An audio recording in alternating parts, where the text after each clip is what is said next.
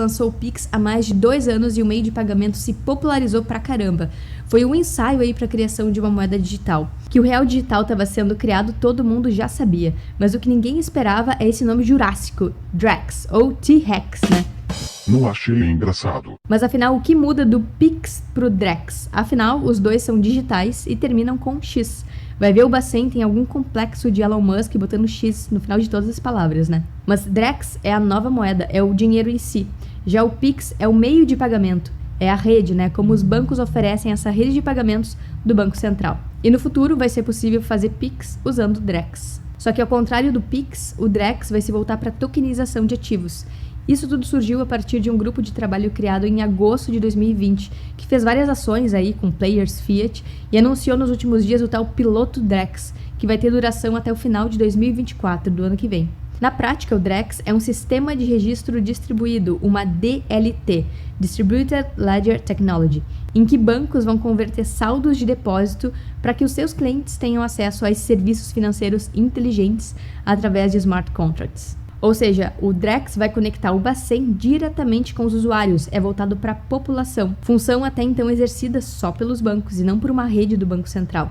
E na minha opinião, é o Affinity Scam do Affinity Scam, ou seja, o Drex quer imitar ecossistemas DeFi, tanto que Drex lembra um pouco o DEX, né? Só que ele não vai nem fingir ser descentralizado, porque nem tem como fingir ser descentralizado, sendo que é lançado por um banco central. E segundo o próprio Bacen, o Drex vai trazer mais inclusão financeira e democratização do acesso a serviços financeiros. Mas isso são palavras bonitas que escondem o maior perigo desse lançamento, o controle absoluto da população.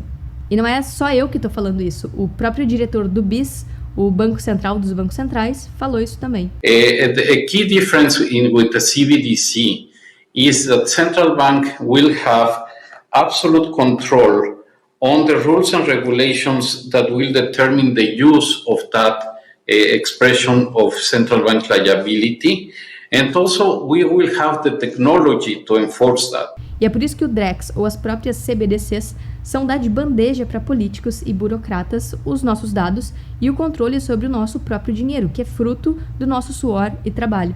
E é por isso que toda CBDC tem um risco oculto, ser uma arma de vigilância em massa e um mecanismo de roubar valor mais rapidamente. E calma, isso não é teoria da conspiração.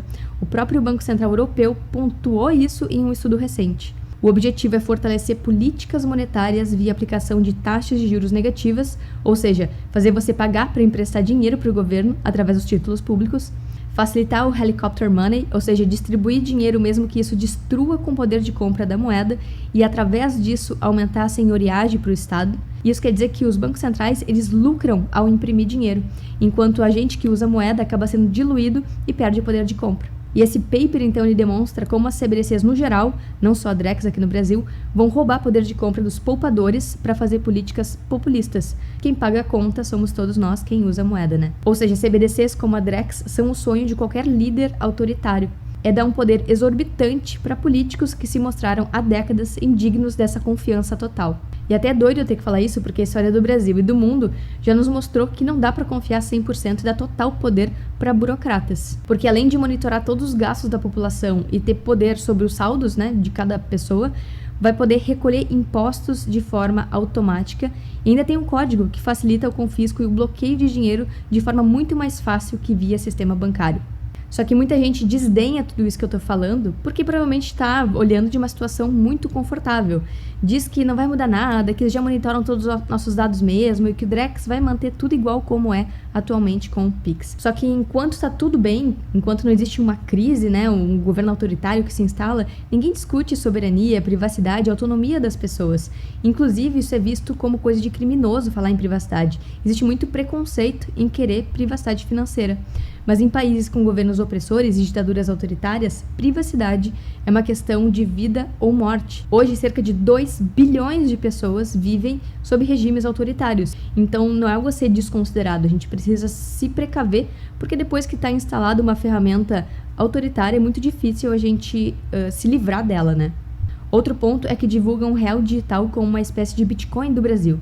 Só que, na verdade, a Drex está mais para uma shitcoin. uma moeda que não tem fundamento nenhum. Afinal, ela segue sendo inflacionária, perdendo valor, ultracentralizada e dá ainda mais poder para políticos e não para você. E ainda é muito mais fácil fazer um rug pull, igual o Collor fez lá nos anos 90, confiscando a poupança das pessoas, né?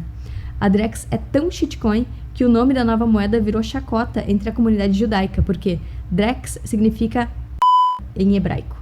E no fim das contas, o real tem só 28 anos de vida e já perdeu 86% do seu poder de compra. E a Drex não tem o menor objetivo de mudar isso. Para mim, dinheiro digital de verdade que protege o poder de compra ao longo do tempo e que te dá autonomia para fazer o que quiser com ele é o Bitcoin. Já o real digital ou o próprio Drex são uma arapuca para te manter preso na Matrix Fiat e não poder ter autonomia sobre o seu próprio dinheiro, né?